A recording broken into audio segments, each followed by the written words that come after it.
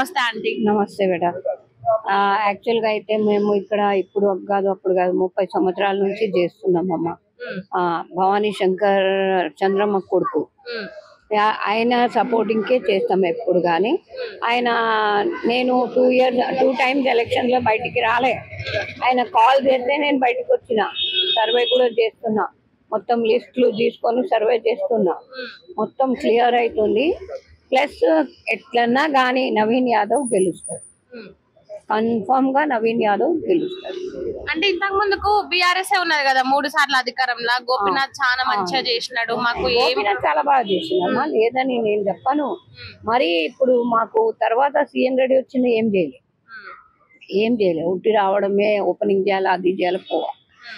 ఏదైనా ఒక రోడ్డు చక్కన చేయలే, ఒక మెయిన్ హోల్ సరిగా చేయలే. ఆయన ఉండి లాభం ఏంటి? కార్పొరేటర్ గా ఉంటే వచ్చి గల్లీలు చూడాలి, మందితో కలవాలి, అప్పుడే మంచిగా అనిపిస్తుంది. ఇప్పుడు నవీన్ యాదవ్ ఉన్నారా, ఆయన ఏ పోస్ట్ లో ఉండని ఉండకపోని రెగ్యులర్ గా ఆయన వస్తాడు. చిన్న మాకు ఏమైనా బాధ అయిందనుకో, నవీన్ అన్న ఇట్లా ఉంది ఆంటీకి రా అంటే కంపల్సరీ వస్తుంది. అట్లా ఉంది నవీన్ దాని గురించి.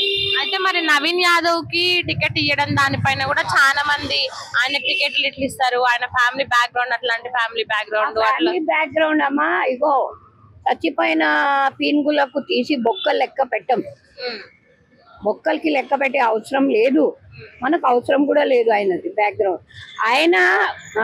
ఆయనది యాక్చువల్ గా उनका जो लाइफ स्टाइल है, उन्होंने जो तरीके से कर रहे पब्लिक में, जैसा सबसे मिलके रह रहे, दैट इज द मैटर. उन्होंने सही आदमी है, आज नहीं कल नहीं, उन्होंने छोटा बच्चे से देख रहे हैं उनको, और उनके डैडी भी गर्ल्स और लेडीज के लिए उन्होंने स्पेशली सामने रहे. So that we are thinking to Naveen Yadav only. అయితే మరి అంటే ఇంతకు ముందుకు బీఆర్ఎస్ 10 సంవత్సరాల అధికారంలో ఉన్నది, మరి ఇప్పుడు కాంగ్రెస్ వచ్చి 2 సంవత్సరాలు అవుతుంది. ఈ 2 సంవత్సరాలనే ప్రజల్లో చాలా వరకు కాంగ్రెస్ మీద నెగిటివిటీ వచ్చింది. మరి ఆ నెగిటివిటీ నవీన్ యాదవ్ పైన ఏమైనా ఎఫెక్ట్ అయ్యే అవకాశం ఉందంట? ఏం లేదు, ఆయనకి ఏం ప్రాబ్లం లేదు, దేవుడి దేవల్ల అన్ని మంచిగా అయితే ఆయనకు. యాక్చువల్ గా అయితే ఈ కేసీఆర్ గురించి మేము ఏం తప్పుగా అన్నాము, కేటీఆర్ గురించి కూడా మేమేం తప్పుగా అన్నాము. వాళ్ళు కూడా చాలా మంచి వాళ్ళే. వాళ్ళకు చెవులు నింపేటోళ్ళు, తప్పుగా చెప్పేటోళ్ళు చాలా మంది ఉంది. వాళ్ళు వచ్చిండ్రు, కరెంట్ బిల్ 0 చేసిండ్రు, మరి వాళ్ళు వచ్చిండ్రు నీళ్ళు మాఫ్ చేసిండ్రు, కరెంట్ బిల్, నల్ల బిల్ అన్నీ అయింది. కరెంట్ బిల్ అయితే ప్రస్తుతానికి ఈయన రేవంత్ రెడ్డి వచ్చినాక అయింది, అప్పటినేది. ప్లస్ రేషన్ కార్డ్స్, ప్రతి వాళ్ళకు రేషన్ కార్డు దొరుకుతున్నాయి, లేని వాళ్ళకు, ఉన్న వాళ్ళకు, అందరికి డబల్ కార్డ్స్ అయినా కూడా వచ్చేస్తుందేమో నాకు తెలియదు. ప్రస్తుతానికైతే మా ఇంట్లో మా కోడళ్ళు, మా పిల్లలు వాళ్ళంతా ఉండే వాళ్ళకి ఇప్పుడు వచ్చింది రేషన్ కార్డు, ప్లస్ అన్న బియ్యం ఇస్తుంది కాంగ్రెస్. ఫ్రీ ఎవరిస్తారమ్మా? ఇంటికి 50 కిలోల బియ్యం ఫ్రీ ఎవరిస్తారమ్మా? ఒక పూట తినిపియానికి ఏడుస్తారు. అంటే అంతకు ముందుకున్న ప్రభుత్వం అప్పటి నుంచి ఫ్రీ బియ్యం ఇస్తున్నారు కదా. 2 రూపీస్ బియ్యం ఉంది, అప్పుడు 2 రూపీస్ ఉండే, తర్వాత 1 రూపీ అయింది, దాని తర్వాత ఫ్రీ అయింది. ఇట్లా అన్ని మంచిగానే ఉందమ్మా. ఎట్లన్నా కానీ దేవుడి దయ వల్ల ఆయన నవీన్ యాదవ్ గెలిచిందంటే చాలా పనులు అయితే మాకు, అంటే అదే ఆలోచిస్తున్నాము. గరీబ్ వాళ్ళకు ఒక దాతలాగా ఉన్నాడు, కంపల్సరీ దాతలాగా పనిచేస్తాడు. మళ్ళీ ఆయన వస్తున్నాడా అంటే ఇక్కడ, అంటే ప్రజల్లోకి వచ్చి మాట్లాడడం కానీ? ఇప్పుడు నీ టీవీ చూడండి, ఇప్పటిదాకా మాతోటే ఉన్నారు నవీన్. అందరం మేము లేడీస్, మహిళా వాళ్ళందరం ఉన్నాం అక్కడ భవానీ శంకర్ ఇంటికాడ. వచ్చిండ్రు, మాట్లాడిండ్రు, మీడియా వాళ్ళు వచ్చిండ్రు, వాళ్ళు కూడా మాట్లాడిండ్రు, పోయిండ్రు. ఆయన అట్లాంటి మనిషే కాదు, ఆయనకు ఏమి పొగురే లేదు, మెయిన్ పొగురు లేదు, చాలా మంచి ఆయన. నువ్వు పోయి కూడా నువ్వు తీసుకుంటావు ఇంటర్వ్యూ అంటే కూడా ఇస్తాడు, అట్లాంటి మనిషి ఉన్నాడు అబ్బాయి. అయితే మరి ఇప్పుడు నవీన్ యాదవ్ ను చూసి జూబ్లీ హిల్స్ ప్రజలు ఓటేస్తారా, లేకుంటే కాంగ్రెస్ పార్టీలో ఉన్నందుకు నవీన్ యాదవ్ ఓటేస్తారా? కాంగ్రెస్ పార్టీకి కూడా చూడొచ్చు, ప్లస్ నవీన్ యాదవ్ ఎక్కువ ప్రిఫరెన్స్. అయితే మరి ఇప్పుడు బీఆర్ఎస్ పార్టీనేమో మాగంటి సునీతకి టికెట్ ఇచ్చింది. అయితే మాగంటి సునీతకు సింపతి కార్డ్ బాగా వర్కౌట్ అవుతుంది, ఖచ్చితంగా మేము ఆమెనే గెలిపించుకుంటున్నామని కొంతమంది మాట్లాడుతున్నారు. ఆమె దిక్కు మాట్లాడేటోళ్ళు అంతా దొంగ. ఆమె దగ్గర ఖండ్వా వేసుకుంటున్నారు, ఇది అయిపోయినాక అక్కడ కాంగ్రెస్ దగ్గర వస్తుంది. ఏం ఆడాలమ్మా అది? ఇట్లా కండువా వేసుకొని ఈడ ఆడతారు, ఈ కండువా లోపల పెట్టుకుని అక్కడ వచ్చి కాంగ్రెస్ కండువా వేసుకుంటారు. అవసరం లేదు అట్లాంటి ఆడవాళ్ళు, వేస్ట్. సునీతమ్మ అర్థం చేసుకోవాలి. ఆ మొగోళ్ళు కూడా ఆమెతో తిరిగేటోళ్ళంతా వేస్ట్. మంచి ఏమనగా నాకు నచ్చలేదు. మరి ఆమె గెలిచే అవకాశం ఉంటదని నేను చెప్పలేనమ్మా, దేవుడి మీద ఉంది అంతా. అంటే ఇక్కడ లోకల్ వాళ్ళు ఎక్కువ ఏమనుకుంటున్నారు అంటే ఇటు రెండు పార్టీలు టఫ్ గానే పోటీ ఇస్తున్నాయి. నవీనే వస్తాడు, నవీన్ యాదవ్ వస్తాడు, నవీన్ యాదవే వస్తాడు, కంపల్సరీ నవీన్ యాదవే వస్తాడు. ఎంఐఎం పార్టీ కూడా నవీన్ యాదవ్ కే సపోర్ట్ మద్దతు ఇచ్చింది. మరి ఎట్లా ఉంటుంది అంటారు? అంటే నవీన్ యాదవ్ ఖచ్చితంగా భారీ మెజార్టీతో గెలిచే అవకాశం, భారీ మెజారిటీతో గెలుస్తారు. ప్లస్ రౌడిజం కాకుంటే మంచిగా, రౌడిజం అయితే మనం చెప్పలేము. అదే బై ఎలక్షన్స్ వచ్చేసినాయి కదా, సో మీ ఓటు ఎవరికి వేయబోతున్నారు? మేము కాంగ్రెస్ కాంగ్రెస్ కి ఓటేసారా? అయితే కాంగ్రెస్ పార్టీ నుంచి నవీన్ యాదవ్ నిలబడింది కదా, మరి నవీన్ యాదవ్ కి ఇక్కడ లోకల్ సపోర్ట్ ఏ విధంగా కనిపిస్తుంది? సపోర్ట్ మంచిగా ఉంది, పేరు కూడా మంచిగా ఉంది ఆయనకు. ఎందుకంటే ఇక్కడ పుట్టి పెరిగిండు కదా, ఇక్కడ ఈ ఏరియాకి ఉన్నాడు ఆయన, అందరికి మంచిగా ఉంది పేరు. అంటే ఆయన మీ వరకు వచ్చి మాట్లాడడం గానీ, మీ సమస్యల గురించి ఏమైనా తెలుసుకోవడం గానీ అలాంటి ప్రయత్నాలు చేస్తారు? అంటే ఎప్పుడు ఆయన ఇదివరకు ఇండిపెండెంట్ చేశాడు, ఏమేం ఎప్పుడు వచ్చినా మనతో మాట్లాడతాడు, వచ్చి పార్టీ లేకున్నా మాట్లాడతాడు, పార్టీ ఉన్నా మాట్లాడతాడు, ప్రతి ఒక్కరికి సహాయం అనేది ఉంటది. అయితే బిఆర్ఎస్ ఉన్నప్పుడు, అధికారంలో ఉన్నప్పుడు జూబ్లీ హిల్స్ లో అభివృద్ధి ఏం జరగలేదు, అరాచకమే జరిగింది, జూబ్లీ హిల్స్ ప్రజలకు అన్యాయమే జరిగిందని రీసెంట్ గా నవీన్ యాదవ్ మాట్లాడి, మరి అది ఎంతవరకు నిజం? అది నిజమే. ఇక్కడ ఏమీ లేదు, ఇక్కడ ఏమి అభివృద్ధి జరగలేదు. రోడ్లు నల్లాలు అన్ని కాంగ్రెస్ ఉన్నప్పుడు చేసినవే. ఇప్పుడు అరాచకాలు మాత్రం చాలా అరాచకాలు. అంటే కేసీఆర్ ప్రభుత్వం ఉన్నప్పుడు, కేసీఆర్ ప్రభుత్వము టిఆర్ఎస్ ఉన్నన్ని 10 సంవత్సరాలు 9 సంవత్సరాలు అదే ఎవరు ఉమ్మన్నా పలికినా పలకకు ఆయన ఉమ్మ అంటే కేసులు పెట్టడము, ఏమన్నా అంటే ఇండ్ల మెతన పెట్టడము, ఎవరైనా ఇల్లు కట్టుకుంటే వాళ్ళ మీద బోర్లు తెస్తే వాళ్ళ మీద, అట్లా అరాచకాలు వాళ్ళు చేసేది. అయితే మరి ఇప్పుడు బిఆర్ఎస్ మాగంటి సునీతకి టికెట్ ఇచ్చింది. అయితే మాగంటి సునీత మీద సింపతి ఏమైనా వర్కౌట్ అవుతుంది అంటారా? అంటే ఆమె రీసెంట్ గా కూడా మీటింగ్ లో పాపం ఆయన భర్తను తలుచుకొని ఏడ్చింది.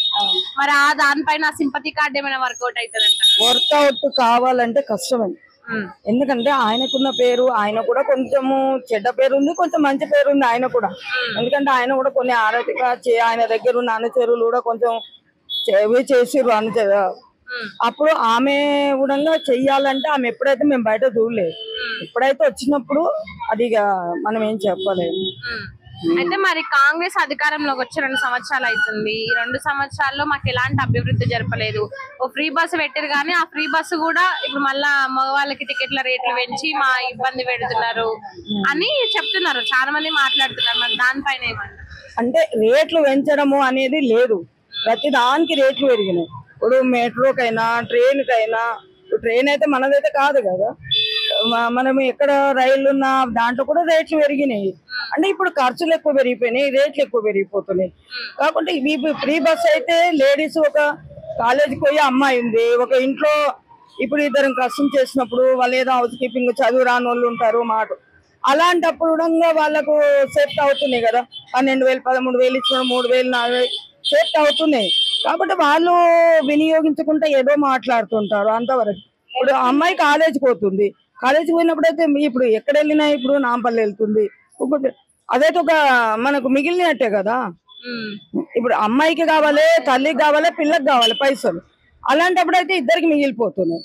అదేదో స్టూడెంట్స్ ఎవరైతే ఉంటారో అమ్మాయిలకి వాళ్ళ వరకే పెట్టి మిగతా వాళ్ళకి పైసలు ఇచ్చేటట్టు అయినంటే బాగుంటుండే. ఇప్పుడు ఈ ఫ్రీ బస్ పెట్టడం వల్ల ఆటోలు తమ పొట్ట మీద కొట్టిరని రేవంత్ రెడ్డి మీద మండిపడుతున్నారు. మళ్ళీ 12,000 ఇస్తా అని హామీ ఇచ్చిండు, అవి కూడా ఇప్పటి వరకు ఇవ్వలేదని వాళ్ళు వాళ్ళ బాధ. ఇప్పుడు ఏమంటున్నాడు రేవంత్ రెడ్డి, ఏమంటుండు ఒక్కొక్కరు చేసుకుంటూ. ఇప్పుడు రైతులను ఏమన్నారు, రైతులు అప్పులు చేసిండ్రు చనిపోతున్నారు అని అన్నారు. వాళ్ళు కూడా 2 లక్షల వరకు రుణమాఫీ చేపించేసిండు. మళ్ళీ కొంతమంది మళ్ళీ 9 రోజులలో 9 కోట్లు మంచేసిండు ఆయన రైతు బంధు. ఇప్పుడు ఇది కూడా 2,500 కూడా ఆడపిల్లలకు కూడా అవి ఇస్తామన్నారు, బండ్లు అన్ని చేస్తున్నాడు. ఒక్కొక్కటి ఇప్పుడు నేను ఇప్పటివరకు ఎవరికైతే ఏం అందలేదు అని అంటున్నారు కదా. అందలేదు అని అంటే ఇప్పుడు ఒక్కొక్కటి, ఇప్పుడు 10 ఏళ్ల సంది కూడా మాకు ఎవరికి రేషన్ కార్డు లేదు. ఇప్పుడు అందరికి రేషన్ కార్డులు వచ్చేసినాయి, కొన్ని 1000 రేషన్ కార్డులు వచ్చినాయి. చదువుకున్న పిల్లలు కూడా చాలా మంది అయిపోయారు. కొన్ని వేల మందికి జాబులు పెట్టించారు రేవంత్ రెడ్డి. అయితే నిరుద్యోగులు ఏమని మాట్లాడుతున్నారంటే తెలంగాణలో మా బతుకులు అంటే మా నిరుద్యోగుల బతుకులు, యువకుల బతుకులు ఇట్లా కావడానికి రేవంత్ రెడ్డినే కారణము, రేవంత్ రెడ్డికి ఖచ్చితంగా ఉసురు తగులుతుంది అని మాట్లాడుతున్నారు. కానీ ఆయన కుసురు తగ్గలేదు. ఆయన అందరికి నిరుద్యోగులకు పెట్టిస్తున్నాడు కదా, ఏ స్టేజ్ లో ఉన్న వాళ్ళకి ఆ స్టేజ్ లో పెట్టిస్తున్నాడు కదా. అంటే జాబ్లు ముందు అధికారంలోకి రాకముందు అయితే ఇన్ని జాబ్లు ఇస్తాం అన్ని జాబ్లు ఇస్తామని హామీ ఇచ్చిండు. కానీ అధికారంలోకి వచ్చిన తర్వాత అటు జాబ్ల విషయం అంతంతనే ఉంది, మళ్ళీ ఇట్లా అభివృద్ధి విషయంలో కూడా నేను బ్యాంకులకు దగ్గరకు పోయి పైసలు అడుగుతున్నా కూడా నన్ను దొంగలా చూస్తున్నారు, ₹1 అప్పు ఊడతలేదు అని కూడా మాట్లాడారు. ఏదో వీళ్ళు మాట్లాడినందుకు, బీఆర్ఎస్ వాళ్ళు మాట్లాడినందుకు ఆయన మాట్లాడిండు. ఆయన తప్పు మాట్లాడలే, కాకుంటే వీళ్ళు అన్నదానికి ఆయన జవాబు ఇచ్చిండు అంతవరకే. గాని వీళ్ళు అందరికి నిరుద్యోగులకు, పిల్లలు చదువుకున్న పిల్లలు వాళ్ళందరికి పెట్టించిండు కదా. కొన్ని ఏళ్ళ సంది వాళ్ళకి లేవు, ప్రాణాలు తీసుకురు తెలంగాణ గురించి. కానీ ఇప్పుడు వాళ్ళందరికి పెట్టించిండు కదా, ఈయన హామీ ఇచ్చిండంటే ఒకేసారి ఒక దాంట్లోనే దొరకాలంటే దొరకలేవు కదా. కొన్ని కంపెనీలు కూడా తెచ్చిండు ఆయన బయటికి వెళ్ళి. ఇప్పుడు అవన్నీ కంపెనీలు కూడా కావాలి కదా. అంటే ఆ కంపెనీలు కూడా కేటీఆర్ ఉన్నప్పుడు, ఐటీ మినిస్టర్ గా కేటీఆర్ ఉన్నప్పుడే వచ్చినాయి తప్పితే హైదరాబాద్ కూడా ఇంత డెవలప్ అవడానికి కేసీఆర్ ప్రభుత్వమే కారణం. గానీ ఈ రేవంత్ రెడ్డి ఏమైతే వచ్చిండో హైడ్రా అని పేరుతోనే ఇండ్లన్నీ గుల్లగొట్టిండు, మొత్తం హైదరాబాద్ నే నాశనం పట్టిస్తుండ అని మాట్లాడుతున్నారు. హైడ్రా తోటి మొన్న కూడా జనాలకు అర్థమైపోయింది. హైడ్రా తోని ఎక్కడైతే నీళ్లు వచ్చినాయో, ఎక్కడైతే మునిగిపోయినాయో అవన్నీ జనాలకు అర్థమైపోయింది. మాదే తప్పైందని కూడా కొంతమంది మీడియాలో చెప్పిండ్రు. వాళ్ళకి ఏం చేసిండు ఆ ఇండ్లు. మరి ఇప్పుడు ఆయన లాగానే ఆయన భార్య కూడా చేస్తది, మా కోసం నిలబడుతుంది అని అంటున్నారు. మరి అట్లా మీకు ఆమె పైన నమ్మకం ఉందా? ఆమె ఒకవేళ గెలిస్తే మీకోసం నిలబడుతుంది? మనిషి ఇంట్లో ఒక మనిషి ఇప్పుడు చెట్టు ఉందమ్మా, చెట్టు 10 మందికి నీడనిచ్చేదే కావాలి. ఆ చెట్టునే నరకదామంటే నీడ లేకుండానే అయిపోయాయి. ఇప్పుడు ఆమెకే బాధ ఉన్నది. ఇప్పుడు అట్లా ఆమె మీద ఓపు ఎట్లా చెప్తాం? ఎట్లా? ఇప్పుడు ఆమె బాధలు ఉంది, వచ్చింది, చేస్తుందని నమ్మకం ఉంది. కానీ ఆమె కూడా దేవుడు అనేటోడు ధైర్యం ఇవ్వాలి. అందరికి ప్రజల లోపల దొరాలి, మాట్లాడాలి, ఎవరు కష్టానికి ఆదుకోవాలి. అప్పుడైతే ఆమెకు అమ్మ ఇప్పుడు ఆమె తిరుగుతుంది కదా అందరిలా, మీ వరకు రాలేదా?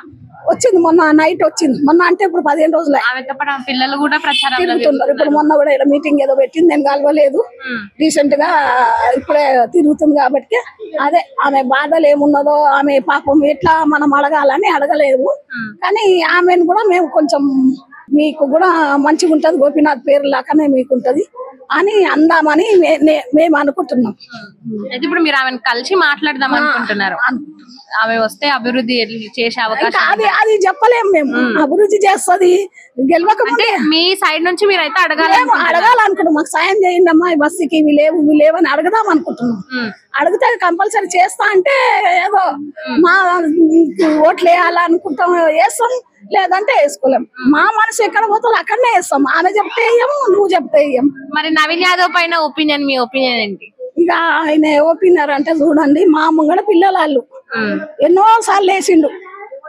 మాయమి నుంచి 3 సార్లు వేసిండు, గెలవలేదు ఆ అబ్బాయి. మళ్ళీ ఇండిపెండెంట్ గా వేసిండు, అప్పుడు కూడా పాపం గెలవలేదు. మళ్ళా అన్న మాకు చాలా క్లోజ్, పిల్లలు కూడా మాకు చాలా క్లోజ్. వాళ్ళు మాకు అనిపిస్తుంది ఒక్కసారి ఆయనకు వస్తే అవకాశం అని అనుకుంటాం. గానీ ఎదురుగా మేము ఏం చేయలేకపోతాం.